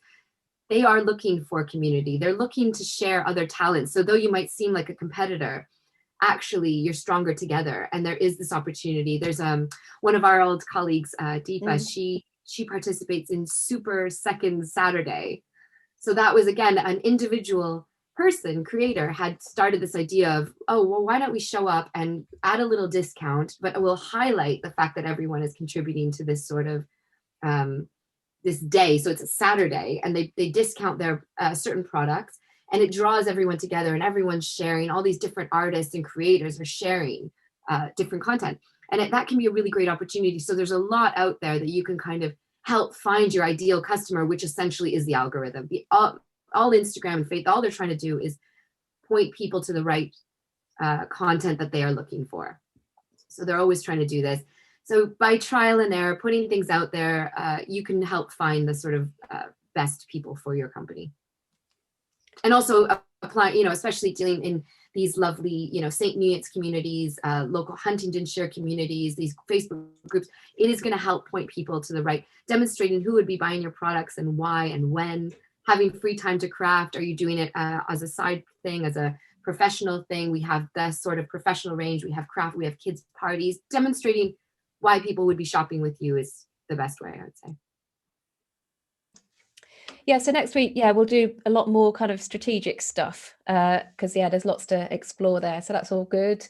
So a quick, just before we move on from Instagram, just take a little, make a few notes, just what kind of Instagram features that we've just discussed could you try yourselves? Or it could be to try Instagram at all, because maybe you're not on it. So either you're someone that's used it already and maybe you're thinking, oh, yeah, maybe I could try stories or something. Or maybe it could be about trying Instagram full stop.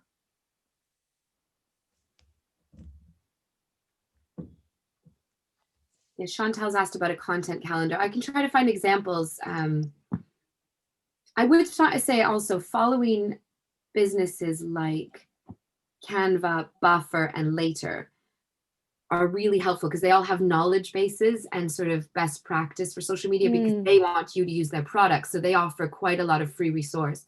I'll put those links here and I'll try to find you a relevant content calendar. And I'll stop talking. I mean, Buffer has quite a nice calendar view. So you can either have it so that the posts kind of display one by one, or you can click calendar view and that helps you visually see how it's going to look, and then you can drag them and drop them around. I can't remember if Hootsuite has that. Yes, yeah, they do. Yeah. The other thing as well, just while we're talking about scheduling, I know I keep saying we'll do it next week, but there are inbuilt tools. So Facebook, you can schedule posts within Facebook as well. So if you don't want to use another tool to manage everything and you're quite Facebook focused, then you can sit down and line up weeks worth of posts in one go if you wanted to. Do keep an eye on it though, because what the news cycle has been like over the last few years. There could always be something that happens and your post goes out in the middle of it and it looks a bit jarring. So don't just post and forget about it.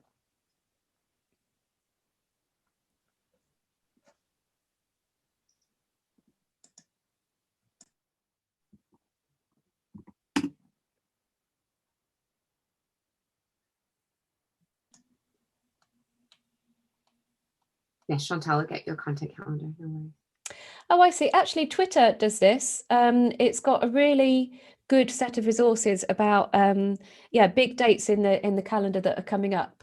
So like International Women's Day or St. Patrick's Day, or other things like International Toast Day, or like silly things that you might want to post around. And that is somewhere in Twitter, in the back of it somewhere.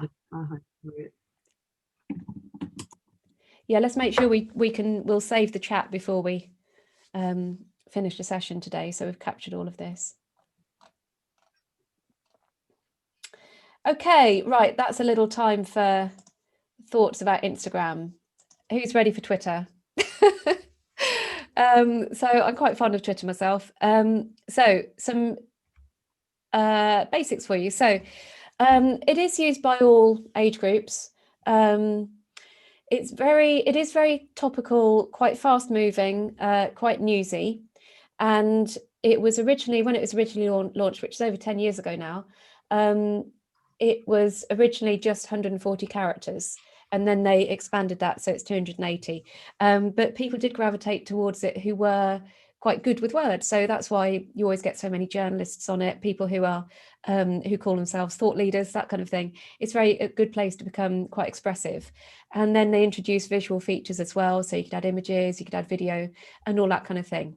And so the kind of content you put on Twitter might be slightly different to Instagram and Facebook. It might be a little bit more direct about your products and services, or commenting on local events, that kind of thing. And the kind of content that works, anything that's very helpful. Quite often people will share your content, maybe they don't even read it, but you're sharing a helpful post, like a post about how to use social media scheduling. And people think, oh, that's interesting, I'll share that. Because people are by nature quite helpful. And it's nice to share positive, useful content. Anything topical is really good. So this is one that we shared the other day that was very springtime focused, because it's so nice that spring is around the corner. But yeah, anything topical is good. So if there is something in the news that you can have an angle on yourself, then it's always quite good to try and get that in some way. But try not to get drawn too much into the debate, because then, you know, you don't want to start having arguments with people. It's not good for the soul. Asking questions. This is a good tip for any kind of social media post. To phrase it as a question is a really good way of getting a response from people. So this is really nice here. And again, topical, because homeschooling was at the forefront of a lot of people's minds. So they're commenting on something around that. They're asking questions. There's a nice image, and all these kind of things can generate a little bit of engagement. And then connecting with fellow businesses. So there's this thing here, St. NEOTS Hour. There's also Ely Hour, which is where I live. And all these towns have a particular time slot every week on Twitter that is just kind of developed over time, where lots of businesses can get together and tweet each other about what they're up to. So it might be worth looking on Twitter for when and where your local one is as well, and just see if you can join in the conversation. So it's a really nice way of kind of getting exposure. And this way of boosting each other's businesses and talking in positive tones about what other people are doing, it's just really good. So, for example, next door to us are these lovely optometrists, and the business kind of burnt down a couple of Julys ago. And since then, they've been building it back up and posting about it. So then we've been posting about it too. And our business, we've nothing to do with optometrists. You know, it doesn't kind of benefit us from a pure business standpoint, but it's just a really nice thing to do, you know, to support other businesses and help their growth as well. It makes you feel good. So this kind of teaming up with other businesses to promote each other is a really good thing to be doing on Twitter. So things to try if you're a bit new to it, or even if you just want to refresh your approach. So more visuals. The nice thing about images is that they do generate more engagement, more response. They also take up much more room on the screen, so they push everybody else's content down, which is quite a good thing. I like mixing up the formats as well. So you can do polls. They're not terribly scientific, so it's quite good just to do something that's fun, and GIFs, so have a little bit of fun with the content. Graphics, so maybe if you've got nice testimonials, you could layer it on an image. That can be quite a nice thing to do to mix things up. And yeah, so maybe just make a few notes yourselves. I wouldn't mind actually in chat, is anybody using Twitter a lot already? Be nice to hear from someone that is using it quite a lot. Elaine, just in the interim, has a question about, does Twitter have to be a business one? So she has no idea about Twitter. That's what she said. Yeah, there's no differentiation. So not like when you create a new Facebook profile, it will say to you, are you a community organization? Are you a public figure? Are you a business? Are you a person, just a person? It asks you to differentiate, whereas Twitter, it can be anything you want it to be. And the same with hashtags as well. So a question that people often ask me is, well, who starts these hashtags? You know, do you have to register them, kind of thing? But you can just start them up, and then as soon as everyone else starts using them, then it's a thing. I would say with hashtags, just check if it's been used already. And quite often a hashtag beginning with an A or an N or a B has been in use if it's an acronym, because there might be association of something or national something or British something. So with hashtags, particularly acronyms, just have a look and see if it's been used already. So yeah, so Twitter, and it's important, get a really lovely cover image, the profile image as well. Don't forget, it's going to show it really tiny when people are scrolling through their phones really fast. So go for something simple and bold and bright if possible. Make sure that in your bio, which is just a bit of information, the sentence that sums you up, make sure that's really clear, really, really bright and positive and tells people who you are. How do you find out if hashtags have been used? Just do a search on them in Twitter. So just put the hashtag in and then you'll see. My favourite example of this was when we used to work with some ophthalmologists who were off to the World Ophthalmology Conference in Las Vegas, which is a strange, juxtaposition of things. But also that weekend was World of Concrete, which is another conference going on elsewhere. And so these hashtags kept on colliding with people using them at the same time. So yeah, just see if it's been used already. And there might be an opportunity there because perhaps you can tweet about something on a popular hashtag. That means more people might see your stuff. Give us some more Twitter questions, because I know that it's not a platform that everyone is using. Shall I talk about a good, maybe a nice use that I've seen as well? Yeah, that'd be great. People are populating. So I used to work for one of the Cambridge colleges, and that was great because you have a lot of community. So the thing about that I find really useful about Twitter is that you can create these sort of segments. You can create lists. So if you want to see what are the other colleges talking about, for example, because maybe I want to get in on the conversation, you can create Twitter lists that saves relevant. So for example, if you are a local community, so you might have a local community group and you know that so in all these places are tweeting. So maybe you want to save them to your list, let's say local to St. Neots, for example. Then you can have to your trade, so perhaps artists or whatever it might be, different people, and maybe competitors. You can save them. They will see if you save to the list, but I mean, it's just a really nice way, because that way, if you want to curate content, see what people are up to, contribute to a conversation, it's a really nice way to slim down who you might be following and just make it and sort of pinpoint what people are saying at this moment in time, or screen back. So that can be a really nice way. I've done it for events as well. So you might have your different contributors to events, follow the artists, follow the different stakeholders, donors, whatever it might be. And you can have everything in one nice snapshot. So that could be quite relevant. I think if I was starting fresh tomorrow and I was a small local business, the first thing I'd do would be to make sure my cover image and my profile picture and my bio, so the little one-line description, were all really good, so it really shows off the product or the building or anything like that. And then the next thing I'd do is ignore. Twitter will try and steer you towards, it will say, do you want to follow Beyonce or someone, or Piers Morgan or that kind of thing. It will try and steer you towards the public figures. And I'd ignore all of that and I'd do a search on my local town and I'd see, okay, who else is tweeting? Who's active? Who's busy? And connect with other local businesses, start following them. And then if I was new to it, then I'd probably just lurk for a bit and just see how people are posting, how often. I'd start commenting a little bit and then start posting myself. So you can kind of dive in like that and just kind of, get the measure of it for a bit first. You don't have to feel that, the second that you join, you're posting around the clock and it's all this groundbreaking stuff. It's okay just to kind of do it gently and just get familiar with it at first. I think that stems, so Elaine has asked, how did the thousands of people on Twitter see your tweet? Well, I think it can be quite a slow burn, so it can take a little while to build up. And the best way really is kind of piggybacking on other people. So if someone shares your tweet that has already got loads of followers, then that can be very powerful. And so if we're thinking about these local connections, then to connect with other people. So for example, we're contributing to the HDC Twitter account at the moment. So, and we're looking out for local businesses with content to share. So we can share it there and then instantly, boom, it gets seen by so many more people. I'll give you another example from my career in this kind of thing.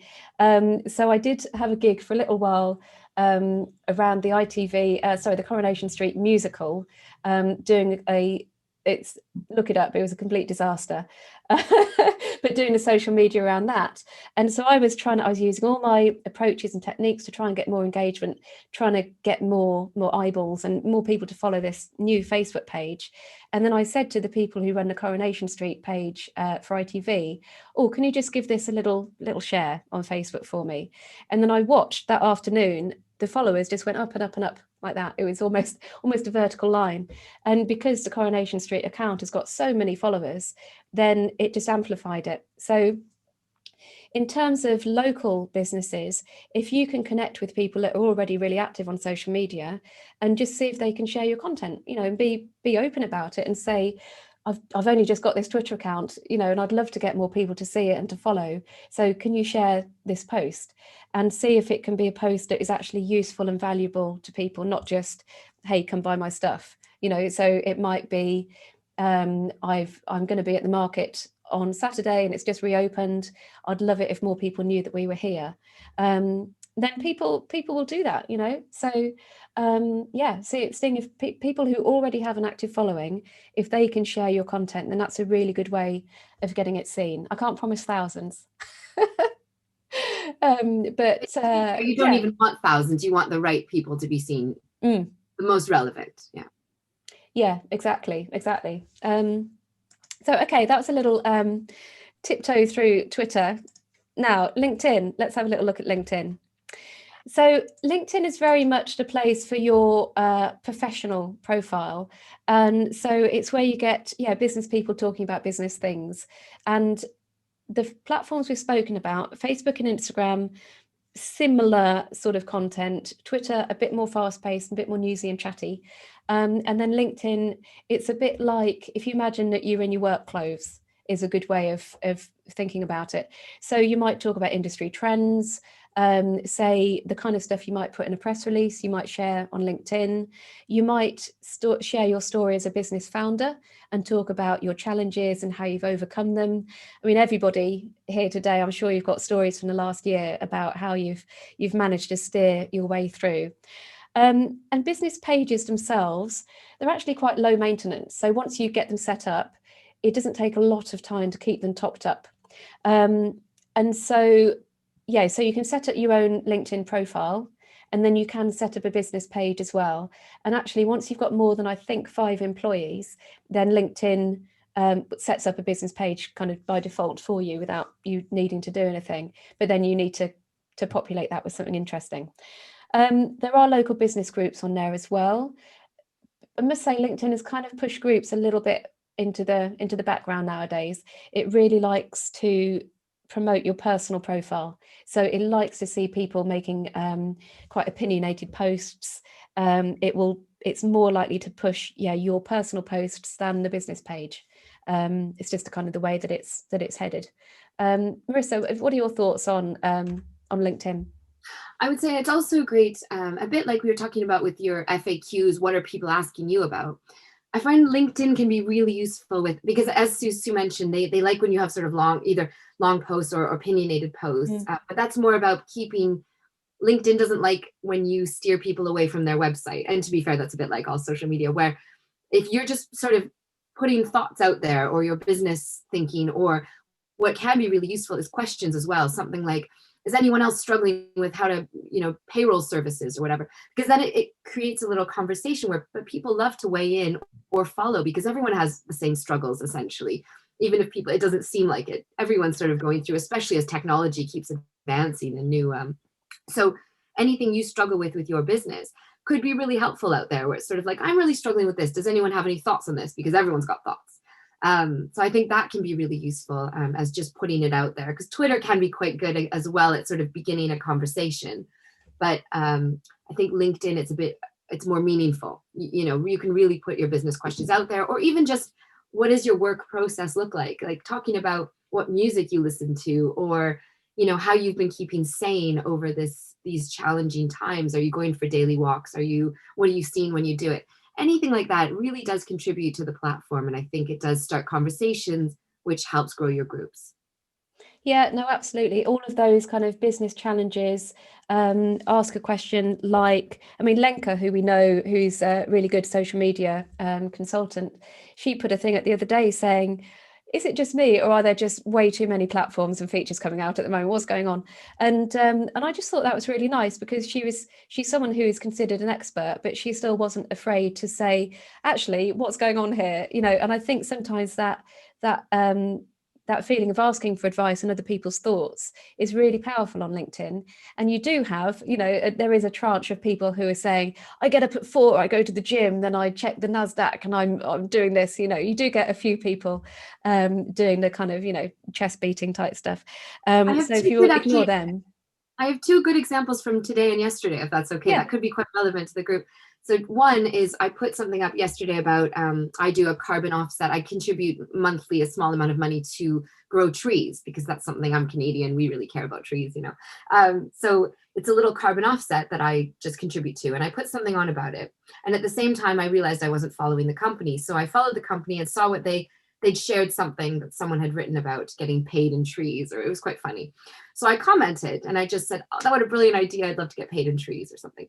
Someone else commented, and then they connected with me and said, hey, so-and-so, I saw that we both commented on the same thing. What are you thinking about this and this? And we've sort of connected, and actually it's a great connection. It's an interesting person for me. The other thing I did this morning was I attended a marketing meetup, which are free, and they can be very interesting. They're sort of essentially right before work. And someone just put out there, I'd love to connect with more marketing people. So I just put my contact and said happy to. And I just looked now and I have sort of 17 new contacts. Wow. Just slightly, horrifying as a number. But actually it's great because now if I'm putting marketing content, that is relevant to these people. So if there's any way you can, and that's just from a free networking event online, they're available.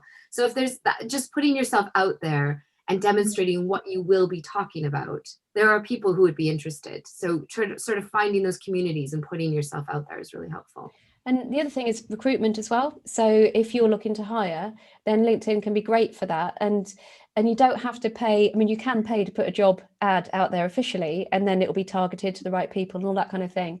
But we just hired a copywriter this week who started yesterday, and I found her through LinkedIn. So I paid for the job ad to go on Indeed.com, but actually she came to me because someone else who I'm connected to in LinkedIn had shared just my general post in LinkedIn about needing a copywriter.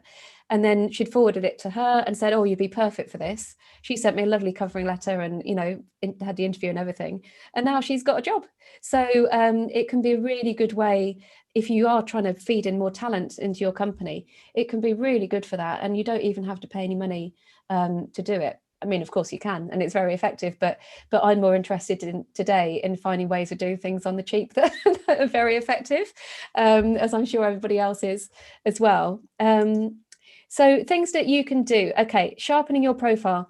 A lot of people say to me, is it worth paying for the pro version of LinkedIn?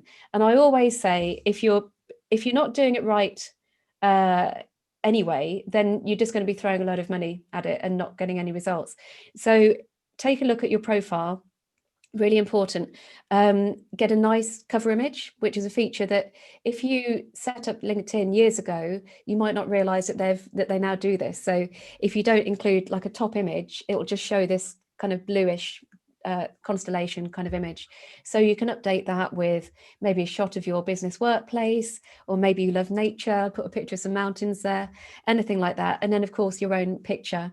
Your about info, which says about who you are, what you do. So this is all your personal profile before we talk about the business one. And then if you feel like, oh, I don't really know what to say, it's perfectly reasonable. It's absolutely fine just to spend your time on LinkedIn commenting on other people's posts. And so for us at Sukio, I can be quite opinionated and I feel quite comfortable on the platform. So I'll post fairly regularly. Anna, my colleague, doesn't want to do that so much. And so she tends to comment on other people's posts. And we also do a thing where if one of us posts, then we tell everyone else in the team, and then we all post as well, because Joe was asking about algorithms earlier. LinkedIn is really basic. So if it sees someone posting and then there's lots of immediate response, then it thinks, oh, okay, this might be something of value. So it will give it a bit of a boost. So that's and comments. You want a few comments in there. Yeah. And it's introduced, I mean, in the early days of social media, there was just a basic option, but then Facebook and now LinkedIn as well have given you other things. So you can choose to celebrate a post or add love instead of just liking. So that's quite nice. Putting my money where my mouth is. This is my own personal profile. So I've got a, pictures there to show who I am. You can also add, if you see on the right, you can also add in multimedia. So if you've got video content, you can add that to your LinkedIn profile, reports, that kind of thing, blog posts, you can add all of that in, which is, again, is one of those features that people don't always realize is there. And then there's your business page. So it's worthwhile setting up a business page because it doesn't take very long. And then once it's there and people can find you. Attractive cover images as well, really good. You can pin content. So what I mean by that is if you've got a really important post, which could be, you're hiring and you want to make sure that people see that post first, you can pin it to the top. So that's the first thing that people see. And you can also do that on Facebook. You can do it on Twitter as well. Instagram, can you do it on Instagram? No, I think they'll just see the main grid.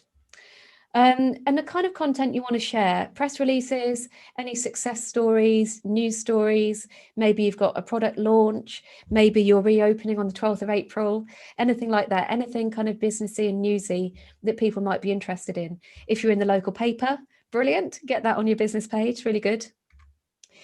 Coversure. Now I know there was someone from Coversure was signed up today, and I think you're using LinkedIn really nicely. So you've got that strong cover image at the top. You've got the profile picture, which has got the logo in. It says really clearly who you are, what you do. So you get a feel for the size, the fact that you're insurance brokers. I know it sounds so obvious, but sometimes in people's profiles, they forget to say the obvious things like that. And then they're doing nice posts that have got clear graphics in them. So it's very visually attractive as well. And 3,000 followers, that's really good going for a LinkedIn page.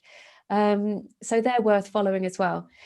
And so, as I was saying with Twitter, if you're new to it, just get your profile started, start having a look around, see who you can connect with, who you know already, start commenting on things, so don't feel under pressure to make these big, long, groundbreaking posts. It is fine just to kind of to ease into it gently and get a feel for the platform.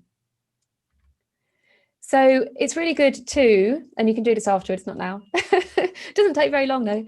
But yeah, update your personal profile on LinkedIn. Just have a look at it with fresh eyes and think, hang on, does this actually represent who I am now and what I do? Does the picture look like me? All of these things. And then your business page as well. I'd start with the personal profile and then do the business from there. And then post a little something every day. So it doesn't have to be loads, but just a little something, even to just comment or just to like, maybe share someone else's post. And yeah, LinkedIn, it moves a lot more slowly than Twitter, for example. And so it doesn't take a lot to appear visible because, yeah, just maybe 15 minutes every day or something like that might be quite achievable. So, right, I might just stay there. Anyone got any questions about LinkedIn? I've seen a few coming up in the chat. Tina had a good one about on all formats. How many words should a post have? I've heard it needs to be a certain amount. I think it was 6 or 7. Well, I am a fan of, and this is my editing, copywriting background, of keeping the text quite light. So the temptation can be to write loads and loads and loads. And in fact, when Twitter updated the word count, I was just, oh, do we have to? Can't we keep it nice and short? Sometimes if you've got a really strong picture, like in the example we showed near at the beginning with the flowers, and actually the picture's so strong, then just have a little bit of text. And I always think with the text, just read it again and just think, can you add more punctuation to make it more snappy? Can you take out a sentence that you don't need that says, if you want to find out more about this, then what you need to do is visit our whatever, when you could just say book now, ! And a link. So I'm always looking for ways to strip it back, because people are, they're doing this all day. Way too much. So if you're writing too much text, then actually it can be a bit too much for people. So take a long sentence and turn it into 3 snappy ones, or use a line break on Twitter, for example, and LinkedIn to space it out. And generally just try and make it a bit more short and a bit more snappy, because nobody wants to read masses and masses of text. Chantal says, what about storytelling on social? How do you strip that back? I think people on LinkedIn actually are there's some real masters of storytelling, and they like to, there is a technique that people use where they do a line, a sentence, then a line break, and then another sentence, and they space it out like that, and that does make it feel more snappy. You can do it visually, so you might want to have a grid of 4 pictures, perhaps. You could well, I told a story on this, I don't know if I should talk about this. Anyway, my guerrilla protest on Saturday, a friend and I went down to the cathedral and printed out some stuff and put some candles out with all the things that were going on. So I took a picture of the cathedral, took a picture of my friend with the sellotape and the laminated signs, a few pictures of that, and then like a shot afterwards of the cathedral. So just telling a story in 6 shots. So you can do it in a very visual way. What other suggestions have you got, Marissa? Well, I'll come back to that, because Tina, she just wanted to clarify that she meant more for the algorithm in terms of how long something should be. And I think I can just reinforce, essentially, again, think about all these platforms. They want to make sure, a bit like Google, it's the same. They want to make sure that if you're typing plumber in Ely, you're getting exactly what you're looking for. And that's the same on social media. So in terms of wording, for example, sharing, when we talked about sharing, share to both platforms, Instagram and then Facebook, they want to make sure it's not just bots doing this stuff. So you want to be contributing to the conversation. It's the same in LinkedIn. You can have very short pieces, you can have very long pieces. I think just mixing it up and demonstrating the content that people would be interested in is the algorithm. That's the answer to the algorithm. And the bit like we talked about, where you don't want to just link people away to your website every time on, say, LinkedIn, say Twitter, all that stuff, but provoking conversations, showing likes, showing shares. That's why that works well, is because people are valuing it, and that's what they value for content. So in terms of the algorithm, hopefully that's helpful. Yeah, because a platform will see, okay, this person posts regularly. It wants to see, regular updates. It sees that every time you post, you get lots of comments and shares and that kind of thing. And so there's this kind of consistent feel to the content. I think Facebook brought in this thing recently to try and get rid of clickbait content. So it would assess if someone posts and it's a link to something external, how long is it before people come back to the post? So if someone posts something really spammy and clickbaity, if people click the link, then come back straight away, then that's a sign to Facebook that actually this is quite rubbish content. And so that profile will then be kind of devalued. Facebook will think, oh, well, this is a bit rubbish, so I won't keep promoting this in people's feeds. So in a way, focus on being a human being who's sharing interesting stuff in the same way that when you meet people in real life, then you're having natural conversations with them. You might be talking about your products and services sometimes, but other times you're talking about the weather or the fact that you've got a new cat or these kind of, more human things. So I think to focus on that and don't worry too much about the algorithm, because what they're trying to do is ensure that people stay on the platforms, if that helps. Because I think people can get almost too hung up about it. Yeah. And there's a great example here where Jo, we hadn't heard her speak before. And then she started speaking, and then she said, oh, now I've started speaking. I have more questions and how much did her personality come across, and how much is she likable? And, now I want to shop there instead of, and maybe I would put my money where your mouth is, and I would be investing in your company because I know it makes a difference and I want to support you. And that is sort of just coming across, demonstrating that, I think, is really helpful. No, definitely. So I've got 3 bits of homework and I'll put this in a wrap-up email as well, so you've got it. But before next week's session, I wanted to get everybody doing a few activities that gets you thinking about this before next week, and then you can come armed with some more questions as well, and you can say, well, yeah, it's all very well sitting there through your sessions, Sue and Marissa, but when I actually went to do it, I found that this happened. So number 1, so take a fresh look at your profiles and really think, what would they think if they came across it and they didn't know anything about you or your business? So is the information correct, for example? Maybe there's something that you're doing differently now because of the whole restrictions, and it says that you're open around the clock, but actually something has changed. Is it engaging? What are your profile pictures like? What are the top images like on your social media profiles, does it look interesting, entertaining? Is it good quality? Could you make it more seasonal in some way? So now's a really nice time to get more springtime pictures in. And it could be that if you're someone that uses social media anyway, but because of the whole stuff over the last year, maybe you've let it go idle a little bit because you've felt like, well, what have I got to talk about? Now is a really good time to put a bit of energy back in there. And particularly because in a month or so's time, things might start getting really busy again. So if you can give them a fresh look now, then that's great, because then you're all set up and ready to go when things start to get more busy. And really think, yeah, what can you improve? So is there a helpful post that you could pin to the top? Or could you spend some time putting a little series of videos together? Or could you spend that time taking some nice photography that you can use over the next few months? So yeah, between now and next week, take a look at your social media profiles and just see if you can give them a bit of a fresh look. And what's the next thing? Okay, and this is another action to take. So can you share a post, or preferably more than one, from another local business? So this isn't to benefit you, it's purely altruistic, but pick another business that you're connected with and share something about them on social media. Doesn't matter which platform, but just say something positive and celebrate you about them. And if you can do that more than once, then that's even better. Can I give a nice example for that one? Yeah. So there was Danielle from Harvey's of Ramsey. So that's a bridal boutique that obviously has had really challenging year.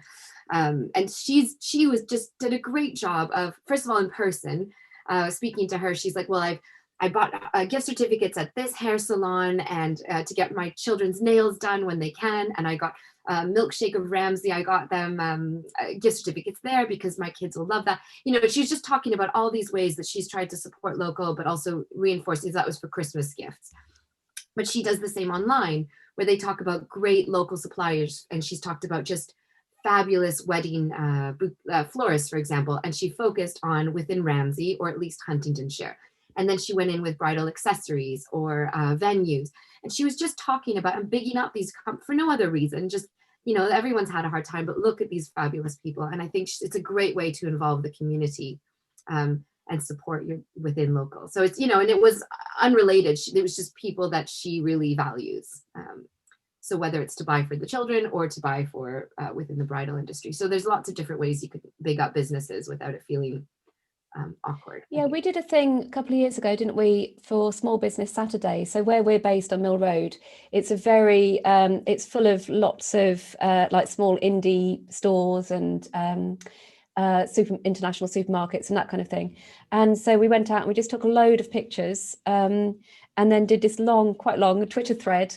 And each one was a different business, but just kind of celebrating our neighbours and all the small businesses in the area. And it was just a really nice thing to do. And it gave everyone else a boost, makes us look quite, you know, like nice people too. And I think that's what social media is about. It is about being social and you know, supporting each other. It demonstrates we value what it's like on Mill Road and our high street. And if those shops weren't there, the personality would be gone. So I think just amplifying these voices, you know, you make a difference to your community and people will value that. So I think. And now is a really good time to do it as well, because I know everyone is just itching to get back out there and go shopping again. And people want to do it in their local communities. I know a lot of people that feel a bit every time they buy from Amazon, and they want to be back out there wandering around the high street and stopping for coffee and popping into all the different places. So now is quite a good time to be making a noise so that you're front of mind again. So yeah, so that's number 2. And then number 3 is just have a look around and just come up with some ideas for content that's right under your nose that you could turn into something for social media. So I know we did that. We were thinking about Facebook earlier. So it's kind of an extension on that. So maybe your building is really, really nice and interesting, or maybe your location, maybe there's, you know, beautiful park around it or something like that. Or maybe you've got a particular notepad where you always scribble down your ideas. You can take some pictures of that. Lots of things around where you get inspiration. So just have a little think about that. And then next week we can focus on how you can plan content. Excuse me, I've done all this talking, it's making my throat dry. We'll talk about how you can plan content and what to post when and where and how to do it and all that kind of thing. But just some useful things as well, and I'll put all of this on the wrap-up email. We love talking about this and learning about all this stuff, and we're not afraid to say, hey, here's a new thing, we don't understand it yet, but this is how we've got to grips with it. So we talk about that quite a lot on our blog. We send out a newsletter twice a month, one with a letter from the editor for me with my musings, if you haven't had too many of those already, and then a thing that we call the blog blast, which is like a roundup of our blog posts and also diary dates for any webinars and that kind of thing that we're running. And we also do online courses, so Sukio School, all sorts of things like Twitter Basics for Business and all of that. And then we've just put this together, especially for this session as well. So it's a social media checklist. I'll put this in the wrap-up email, but if you go to that link, sukio.com/social media checklist, then you can download this. It's a few pages, but you can just work your way through and it will help you get your head around what platforms should you be on, what your tone of voice is, the kind of things that you should post. And you can just slowly work your way through it and take your time.